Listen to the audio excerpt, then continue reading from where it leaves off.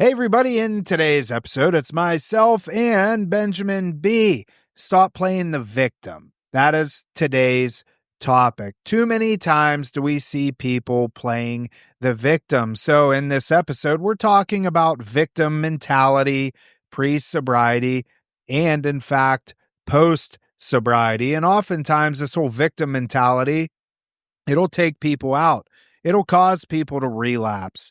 Oh, I'm not far ahead enough in my sobriety. Oh, I should have this. Oh, I should have that. And I don't have any of it. And then ultimately, what do? Go back to what brings them comfort. So we're going to teach you how to break out of this victim mentality and why it is so important. And family members and loved ones, you got to listen to this too, because you play a part in this. We cover all that and more. Enjoy the show.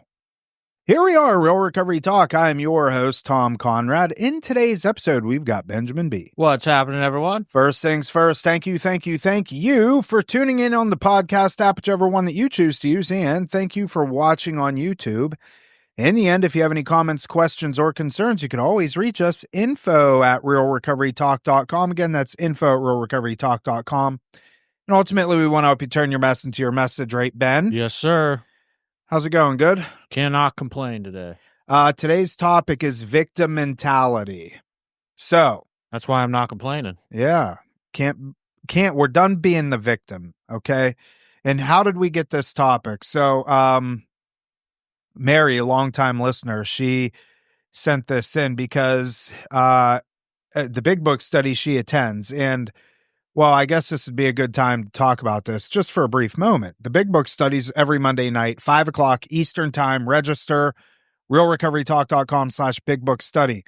Why do we do this? Family members, loved ones, you're highly encouraged to go to this because you get kind of a front row seat as to why we are the way that we are, why we operate the way that we operate. And we take you through the Big Book line by line. What is the Big Book? It's our literature. It's got millions of people sober. It's the book that Alcoholics Anonymous uses and has used since the 1930s. So it's proven. It's in God knows how many countries is AA in? All of them. Is it? I don't know. It's not in all of them, but it's in a lot of them. It works, right? So, but a lot of times family members and loved ones, they don't understand the inner workings of alcoholism and addiction. And we've gotten phenomenal feedback where we just completed week 9 and family members are like, this is amazing. People don't realize the ability of certain people to carry a message. And just to your point, the feedback, the emails that we're getting from people, whether they're family and loved ones or people in recovery, the feedback is like, they're blown away. Right. A lot of people, I'm just going to call it what it is. We're very, very, very fortunate in Palm Beach County. And it is other places, but we're very fortunate here to have a very powerful message in 12-step rooms. Mm-hmm. And I'm just going to call it what it is. That's not everywhere in the country. A really easy example, I brought this up before, like I go to AA meetings in Minnesota sometimes, and you walk in, dude, and you like got to dust off their big books that are in a shelf somewhere in a corner, and like, I'm right. like, how do these, they sit there, bunch of old guys talking about, who took their dog for a walk this morning, and then the newcomer walks in, has no idea, and then the old guys are wondering, what happened to the newcomer? He didn't make it very long. I'm like, bro, that's because he ain't getting the message. You know what's interesting? Down here, Palm Beach County, I'm willing to bet that just about any Starbucks you go to in Palm Beach County, at any given time, you'll see somebody there with a big book. In Palm Beach County, or a coffee shop. Or if they don't have a big book, with somebody in recovery at the very least. Right. Dude, I go to coffee shops pretty regularly, and I literally run into somebody every single time. Yeah. So anyways, go there, realrecoverytalk.com/bigbookstudy to register. And if you can't be there live, it's totally fine. You get all the recordings sent right to you. So, but how we came up with this topic, at the end of the Big Book studies, I encourage the people to email us topics because we're 8 years into this, over 500 episodes, and we've covered a lot. And, we want to hear from you. What are the things that you want us to discuss? We're experts in this, and that's just what it is. But sometimes what we think is like not really worth talking about because it should be common sense to most people, it's not. And so Mary had sent this email, and I'll just read bits and pieces of it because it brought up a good topic. And so she goes on to say, thank you and Eric so much for the AA study class. You mentioned last night if any of us had any ideas for topics. Individuals with substance use disorder frequently display characteristics such as feeling victimized. They speak victimese, as Eric would say, and engaging in self-pity such as pour me another drink, which can manifest in a tendency to blame others for their problems rather than accepting responsibility for their actions. This lack of accountability, combined with manipulative behaviors and diminished motivation, complicates their recovery process and affects their relationships with those around them. The person with the substance use disorder can sometimes not see the consequences of their own journey many times, or of their own actions. I've seen this in my own son in his recovery journey many times. I hear many parents that co-sign this kind of behavior. I hope this makes sense. Makes total sense. And so victim mentality is one of the hardest things, in my opinion, to break through, because we tend to, as addicts and alcoholics, we love to assign blame to people. So let's cover this from two different perspectives, because victim mentality can be, you can look at victim mentality pre-recovery, but just because we get sober doesn't mean that we stop playing the victim. I say this to groups all the time, and you have to say, you don't have to. I choose to say it in a very compassionate, loving way, but I'll look somebody dead in the eye and say, dude, victims don't stay sober.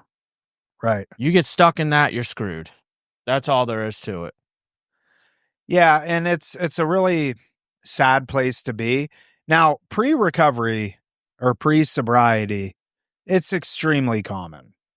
And I would venture to say 99% of people have played or play some role in victim mentality. What does this look like? And we talked about this before. I was notorious for this. I was always blaming other people for my alcoholic drinking. One of which was my mom leaving me when I was 2 years old. I would come home drunk, get into an argument with my dad, and automatically start assigning blame to my mom, who I never knew, never played a role in my life ever at any time outside of giving birth to me, right? How else did I play victim role? Well, if you lived where I lived, you would do what I do. Oh, I'm in Newcastle, Pennsylvania. All there is to do here is go to work and drink, which that's kind of partially true. I mean, it's a real shithole. But, the culture there is, it's a very blue collar town, and that's what people do, right? So just grasping at anything to assign blame to. And it just it never moved the needle for me. And I would get into it with my dad and, look at me, I'm still living here underneath your roof. I can't stand you. This is my only outlet, yada, yada, yada. So constantly placing blame on other people. I don't know if you have similar. One of the ones that drives me nuts to listen to, when somebody just getting sober, or even if they're still drinking and drugging, and we're doing like an intervention, they get fired from their job, and they will go through the longest story of everything wrong with the employer. And I'm just thinking in my head, oh my God, dude, you've been getting high and drunk the whole time. Like, they're not stupid. They can see it. You can come up with whatever excuses and everything that management did wrong at this place. As long as you're getting drunk and high, I could tell you right now, they probably know, or your behavior's probably off. That's one of the worst ones I hate sitting through. You ever sit through? You've sat through those. Oh, yeah. Where people are coming up, Ben, I'm going to get an attorney and sue my past employer. And I'm just thinking to myself, dude, you don't have the resources, ability, or anything, drinking and drugging, or an early sobriety to even have the wherewithal to go through with the process like that. Like, give up, bro. You lost. Your drinking and drugging caused you your job. All of a sudden, when we get sober, we feel like we're entitled to something. Yes, dude. Eric brought this up last night, or maybe it was the week before in the Big Book study. He said, we're not entitled to anything. Especially when we get clean and sober, he said, you're not entitled to a life that is just pain-free, all, as you would say, rainbows and Red Bull. Doesn't work that like that at all. You are entitled to certain things. I think if we do the work and if we can live a proper life of sobriety and recovery, the things that we are entitled to, we're entitled to a relationship with a higher power of our own understanding. We're entitled to inner peace. We're entitled to, just comfort in knowing that everything's going to be okay. Like those things I think we're entitled to. You're entitled to them, but you do have to work to get there. You have to work to get there, right? Absolutely. And to touch on, it sounded like you were talking about past trauma, situations, circumstances. You brought up your mom. One of the things that I've talked about in the past is I would weaponize my trauma. Yeah. If what happened to me happened to you, you'd be doing what I'm doing too. I would use that against. I did an episode on it previously. I've been bringing it up pretty frequently, but the sexual abuse I went through at 10 years old, did a whole episode on it. Point is, the reason I bring it up now is I would use that to justify my drinking, drugging, crack smoking, banging heroin, whatever the case was, and throw it at people. In essence, I think in my mind, my motive was to hurt them, make them feel bad, and be like, oh, because we see that. I've literally seen parents come in here and interview with Tom and I about their kid wanting to come here, and they're like, gosh, but everything that he's been through, and I completely get it. Like, that has to stop. Yeah. That has got to stop. Like, I'm sorry what happened to you happened to you. What the hell are we going to do about it now, though? And one of the things I always like to touch on, and this is what I love about 12-step programs, it keeps us from getting stuck. We do identify this stuff, and you've heard me say this 100 times, Tom. If we get stuck in who did it, what they did, and how it made me feel, we're screwed. Yeah. If a therapist is only taking you as far as, how'd that make you feel? Identify your feelings. That is part of the process, but if that's as far as you get, you're screwed. You have to move beyond that. Identify how you feel, and then start working towards a solution. The victim stuff just doesn't work, dude. I don't play games with that. No, and, one of the worst scenarios and situations, and this is real life, I've seen this play out many a times, is when the parents, just like you said, are on the same page. In particular, I remember having a conversation, I don't know, this may go back 6 months. A mom called me, and she was having issues with her son. And we must have gotten him into 3 different detoxes, and he AMA'd every single one. AMA'd means he left against medical advice. He basically packed up and left. He wasn't court mandated to anything, but the mom kept calling me. And the mom kept making excuses for her son. And she kept saying how he was, one time he was arrested and he didn't deserve to be arrested. The kid's girlfriend had called the police because he had made some sort of suicidal comment, and the girlfriend called 911. Well, and then it turns out that he got belligerent with the police. They end up arresting him and all this stuff. And the mom ends up blaming the girlfriend for him getting arrested. Yeah. In these sorts of situations. So she fell right into the same, my son is a victim of the system. I remember this now, yeah. And I had to tell her, I'm like, stop calling me. because I had given her literally every suggestion on what to do. And she did not do any of them. And I had to tell her. And then what'd she do? She circumvented the system. She started calling into our Google line, right? Yep. But that is a recipe for disaster. If you want to ensure that your loved one doesn't get clean and sober, play the victim mentality alongside with them.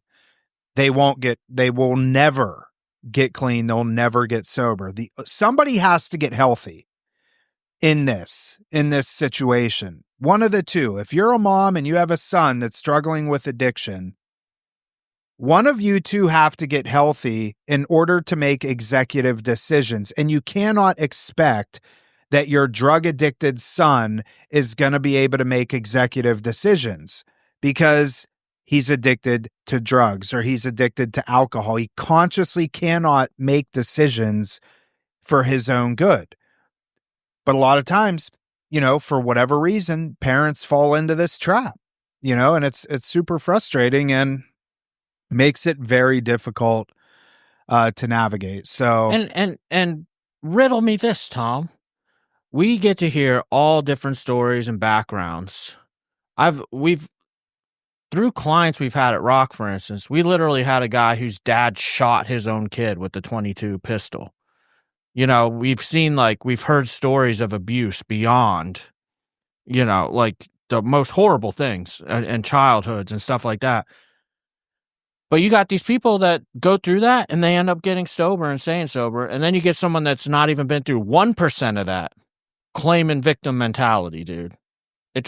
My point is, the background, the circumstances, it doesn't matter, because I've seen people come from the worst situations and rise up. Yeah. And I've seen people that have come with what's the saying, a silver spoon in their mouth, right? And they can't get it. It doesn't. Well, I think that speaks directly to a level of entitlement. I am a firm believer that upbringings and the way that we raise our children does have a direct impact on the decisions that our children are going to make later on down the road. And if we look at situations where parents have done nothing but bail out their children, they have no reason to get clean, to get sober. You know what I mean? Like, look at that mom, for instance. She's making all the excuses in the world for him. Yeah. She's incapable of changing the locks on her door. For what? I mean, he's an adult. He's 23 years old. Call it what it is. He's spoiled rotten. He hasn't had to feel the sting of any of this. And so, no, he's not. Now, the person that you're talking about that never got any of that. In fact, it was the complete opposite end of the spectrum that gets shot by their own parent, or beat, or emotionally abused, physically abused, mentally abused.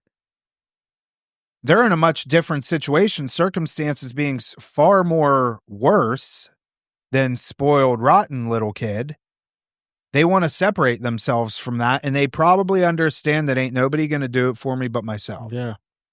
And that arguably, that is somebody that has a chance at this, that they have nowhere else to turn. They have nobody else to talk to, and they can rise up and do it. It's funny. The more you tie the word victim to entitlement, like, bro, they really do go hand in hand. Yeah. 100%. It's kind of funny. We have a client here right now, and this is all out of love. Like, I've got a really good relationship with her, but she comes in and she knows, I was messing with her, but she knew I was serious at the same time. Like one of those joking type, oh, but you're a little serious about this. Yeah. Comes in every morning. Let me get some Cafe Bustelo. That's the brand of coffee like she wants that we have here pretty regularly. And it ran out, dude. We had like the McDonald's brand and something else. K-Cups. K-Cups. And we're out of Cafe Bustelo. Someone needs to go get some. I looked right at her. I'm like, well, guess what? You can bring your own. Oh my gosh, what? How dare you? I come here. Yeah. My insurance pays for that. And I'm like, look, you put yourself in a place where the type of coffee chosen is out of your control.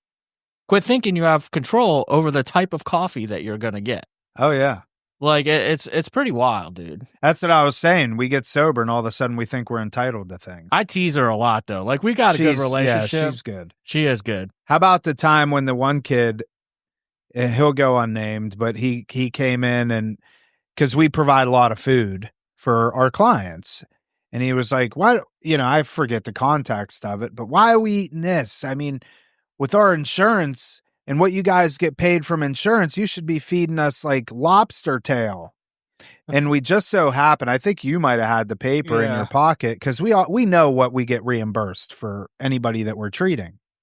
And this in particular person, I think, paid us $8 or $11 a day. $11 a day. He had one of the worst insurance policies I've ever seen. Yeah. It was bad. And so you showed it to him. Yeah, I pulled it out of my pocket. I'm like, yeah, look.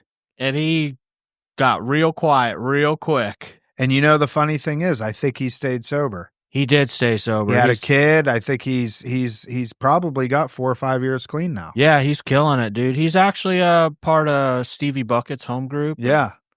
Awesome. All them. So, but that's the thing is like, and we're not the type of people that bring that up to anybody. If we have that situation with the insurance company, we don't say nothing. No. We just treat them like anybody else. We don't even tell them. But in that case, it's like, and I'll do that sometimes. I'm like, all right, this guy needs to know. Right. They're here on our good graces. Yep. Not because they did something to earn this. And that ties into one of the big things that we're talking about entitlement and you hear me ask families this all the time, or I'll ask the client, it can go either way. I'll say to the parent, where would your kid be right now if it wasn't for your resources? They're like, on the street. I ask the client, where would you be right now without your parents' resources? On the street. They have not done a single thing for themselves a lot of times in their life. You do have cases like, you get older people in here who had everything, then lost it. But a lot of times when we get these younger kids, the entitlement, and Eric's very good at this, he'll approach them and say, dude, you've never bought your own toilet paper in your entire life. What makes you think that you've earned anything? And it's not out of trying to beat them up or going out of a way to shame them. It's nothing like that. It's out of a place of compassion and saying, dude, this victimization, this entitlement stuff has to stop for you to get better. We want you buying your own toilet paper one day. We don't ever want you to have a conversation with somebody like this again, where they're pointing out to you that your life is completely unmanageable. And by the grace of God, you're in a place that someone could temporarily manage your life for you until you learn how to. Yeah. Oh, I'm heated up now. I know. It's frustrating because, you really see this a lot with young adults. And I don't know, if it's just this generation. God, we sound old. But the older people that come in here, if we really look and analyze the older group that comes in, or, call it anywhere from 40 up, even 30s, a lot of our 30s and mid 30s and up, they know like this is like do or die. Mm-hmm. And they've been through the ringer a little bit and they've lost stuff. But our younger population, they just, everything is, I think a lot of it boils down to instant gratification. They're so used to having things provided for them at any given time, and oftentimes the way that they get the things that they want is by playing the victim. Yeah. And parents, for whatever reason, cave to that stuff, especially if parents feel like they haven't done a good job. How many times have we heard, this is interesting. How many times have we heard from parents, what did I do wrong? What did I do to make my son or daughter this way? I have 2 other kids and they're nothing like this. What did I do? Where did I screw up? So then they automatically feel like, oh my gosh, I owe it to them. Which even then instills and let an addict or an alcoholic catch on to that mode of thinking, and they're going to take that the whole way to their grave. Well, if you look at the psychology behind that too, sometimes, yes, they feel like they owe their kid or whatever the case is because they feel like they messed up. But a lot of the time too, that parent is also thinking to themselves, well, they're doing it unconsciously, but they're trying to make themselves feel better. Yeah. Like, if I fix this, then I've redeemed myself. That's a problem too. And that happens unconsciously. Right. And it just, it's like digging the bottom out of a hole, and it just keeps getting deeper and deeper and deeper. But again, it boils down to somebody's got to get healthy in order for this to start to work. So let's transition now. Okay. So pre sobriety, obviously victim mentality is pretty self-explainable for the most part. But once somebody gets sober, victim mentality doesn't go away, unfortunately, for a lot of people. In fact, it sometimes can get worse. Like, look at all the work that I have done, and I'm still where I'm at. I've got 30 days and my mom won't send me $1,000. Yeah, I need my car. Yeah. I need my car to be able to look to open up my options for employment. It's like, well, your car's at the tow yard. It got towed. How about get some employment so that you can get your own car out of the tow yard? Yeah. It's okay to help them. Like, Tom and I are being pretty, I don't know, what's the word right now? Direct and honest, yes. But this goes back to, and you'd have to listen to all our previous podcasts, knowing how and when to help, when it's not necessarily enabling. There's appropriate times to help. But right now, we're really just addressing, again, all the problems and what we need to change and what we need to bring into view for them, that the way that they're living their life is not working. Yeah. And how does this play out in somebody's sobriety? Well, if we feel like when we take this plunge into sobriety, we take this plunge into recovery, and we can't break away from that victim mentality, and we feel like things are owed to us now because we are sober, we did the hard part. Well, when times get tough or we don't get our way or we feel like we're being wronged in any sort of way and nobody's coming to save us, what do we revert back to? Well, I'll show you. I'm going to go get fucked up. Yeah. Hey, watch this. I'm going to let you watch me drink the poison. Yeah. Like, okay. Dude, that's a funny one too. Well, not funny because somebody's very sick when they say it. But sometimes we end up in situations here as a clinical team and somebody will well, I'm just going to go get high then. Right. Like, they're saying it as if it's going to hurt me. Like, obviously I don't want to see that happen, but let's change the different roles here. Let's make it a kid and their mom, and the kid says to the mom, well, I'm going to go get high then. That can sting the parent, but they got to be able to differentiate the same as we do. Like, hey, that's only hurting them. Yeah, the mindset around it, if that doesn't change, then, because it's still addictive personalities. Yeah. I shouldn't say it's only hurting them because it would hurt a parent. Don't get me wrong. But if you don't change the action, you're going to keep getting the same result. It only hurts a parent depending on how much work the parent has done. I've had many interactions with, in fact, we just had one not long ago, a couple hours ago, where she came to the realization, I can't do anything about this. I can't. And I have to step away from it. And for parents, that's a very freeing thing. I mean, we've had many conversations with parents that say, when I realize that I have zero control over this and I just threw my hands up, that was one of the most freeing days of my life. Is that the phone call we just did while we were eating lunch? Yeah. Dude, let me just say this. Something that jumped out to me, and it sounds like another plug, But she literally said on the phone, I've been listening to podcasts and I've been listening to the Big Book study. Yeah. And I think that had a lot to do with her response and the way she said that to you. Like, I'm not in control of this. Right. She's getting that education and knowledge. Yeah. Just really cool to see. realrecoverytalk.com/big book study. Yeah. So yeah, I mean, the victim mentality inside sobriety and stuff, unfortunately, when people can't break away from that, they will use that as a crutch and it will lead them back to relapse. And it's unfortunate. I can't get the right job. I can't get the right girlfriend or the right boyfriend, or my girlfriend broke up with me and I can't let it go, or my boyfriend broke up with me and I can't let it go. My children don't want anything to do with me. Oh, what is all this for? Why do I even bother? Nobody likes me. Nobody wants to be my friend. No, like, spare me. It's ridiculous.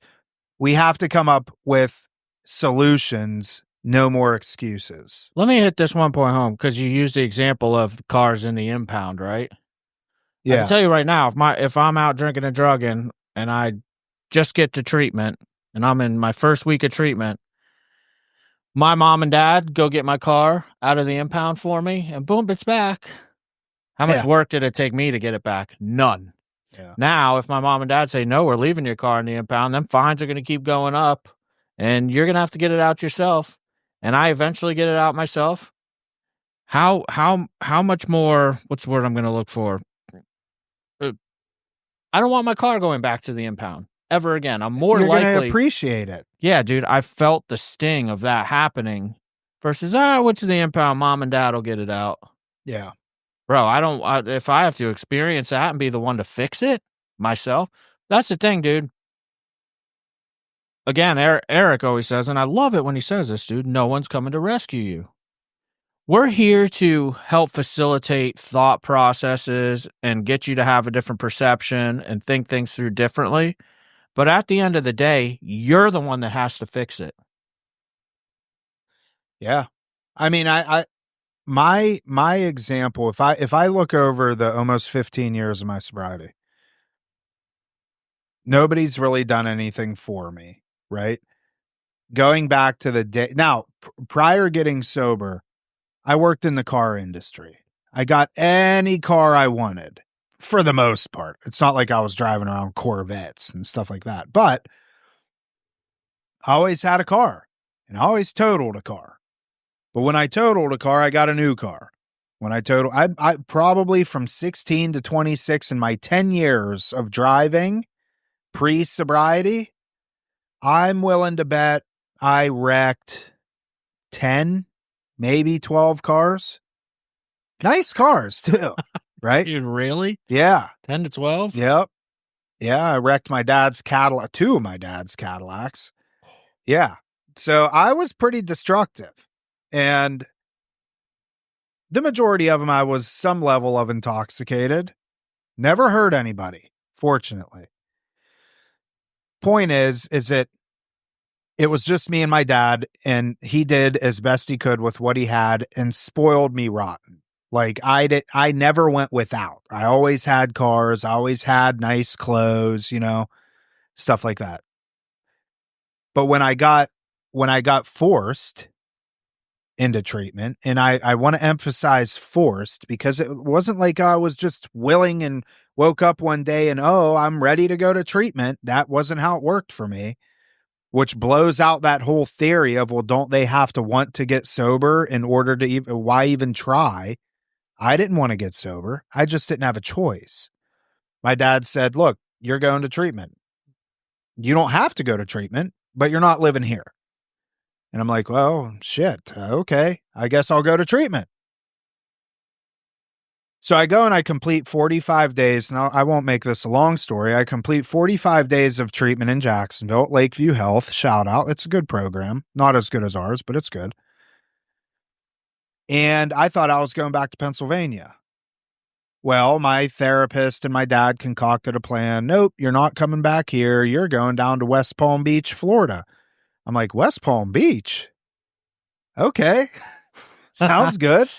At this point, it's end of October, right? October 30th, to be exact. And I flew down to West Palm Beach. Snow was going to be flying and, Pennsylvania and stuff. So I'm like, all right, I'll go check out West Palm. I get off the plane and I get shuttled over to the nearest halfway house where I'm met with a bunch of dudes and no car, no bike, no nothing. All I had was my little Steelers duffel bag that had a big rip down the side that my clothes were falling out of. And I'm like, I'm here, and I met everybody, yada, yada, yada. And I went probably a month without any mode of transportation. And my dad, mind you, I drove everything relatively new or brand new. After a month, my dad finally sent me a bicycle. And that bicycle got stolen. And he said, well, you better get yourself another bicycle. And so I did. By working, menial jobs, doing whatever. I worked at Birdsall Marine down here off of whatever, just pushing a broom, And I bought another bicycle. That bicycle got stolen. I finally scraped up enough money to buy a scooter, 150cc scooter. And that thing was like gold to me. And I cherished it. And I kept that for probably, I don't know, solid 6 or 8 months. And then I had enough money to buy my first car. Mind you, I had never, ever, one time, ever bought my own car. I never paid for my own car payments. I never paid my insurance, nothing. A 1999 Dodge Neon that blew blue smoke out the tailpipes. How's it blue? Because the head gaskets were blown. It was burning oil. I knew that, but I was like, I need a car. At this point, I'm coming up on probably a year of sobriety.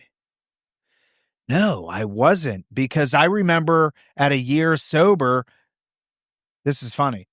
At a year sober, I had 3 job interviews on the same day. One was at Transformations Treatment Center down in Delray. One was at Publix, and one was at Palm Beach Institute. And I was on my scooter.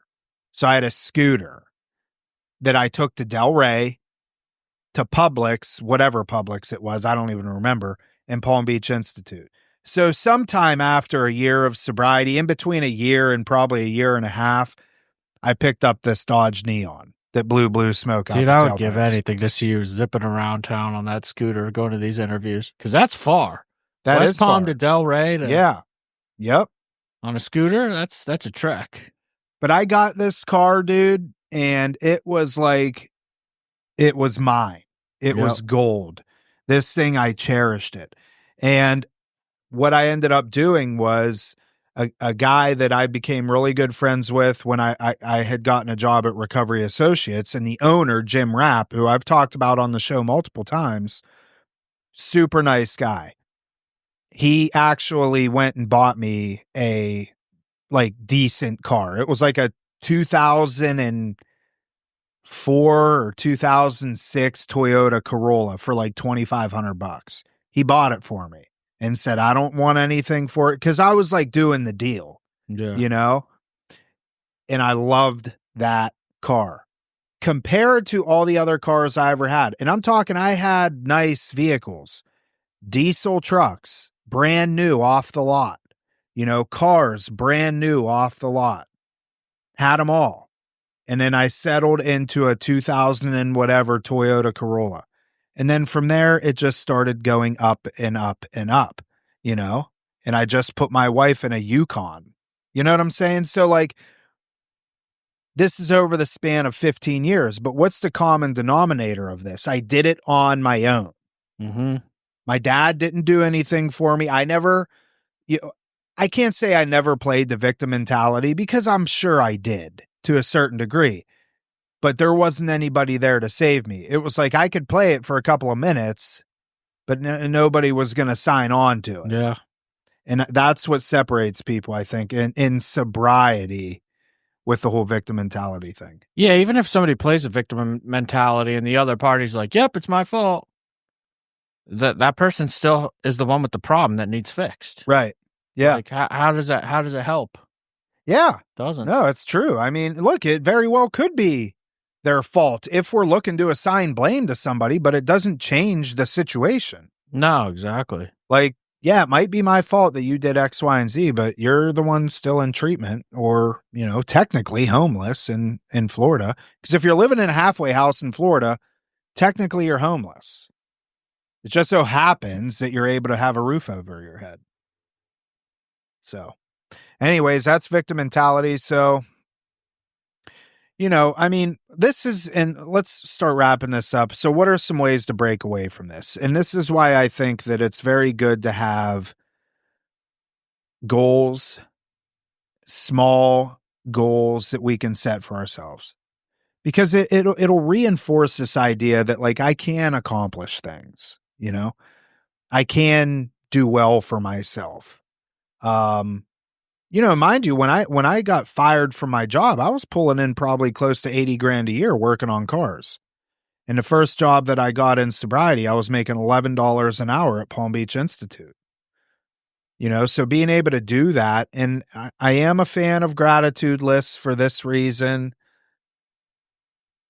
Being able to reinforce the idea that we are, there are things to be grateful for. So what else do you got? Yeah, essentially you got to take ownership of stuff. For instance, even if something wasn't your fault, again, I'll revert back to discussing the trauma I went through.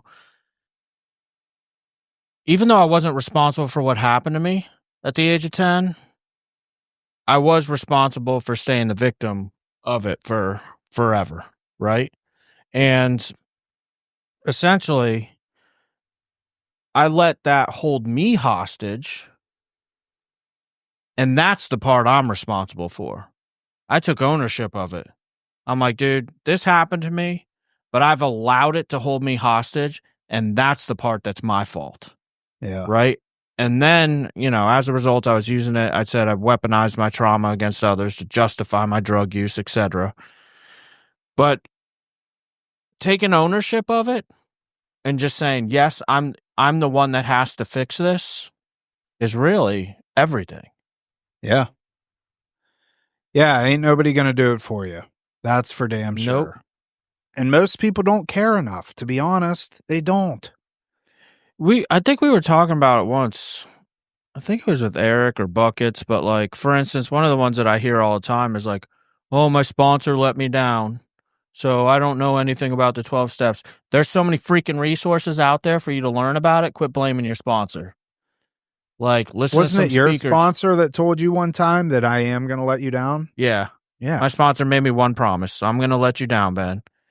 And then he said if sponsors were perfect, we wouldn't need God. Yeah. But like, there's the Joe and Charlie tapes. There's our big book study. Dude, there's endless resources to educate yourself on this. Don't blame another human being. Well, and you don't even have to do 12-step. Correct. It's like you said it a while ago. AA doesn't have a monopoly on sobriety. Nope. There's multiple ways. So stop playing a victim. It ain't going to get you anywhere. Anybody.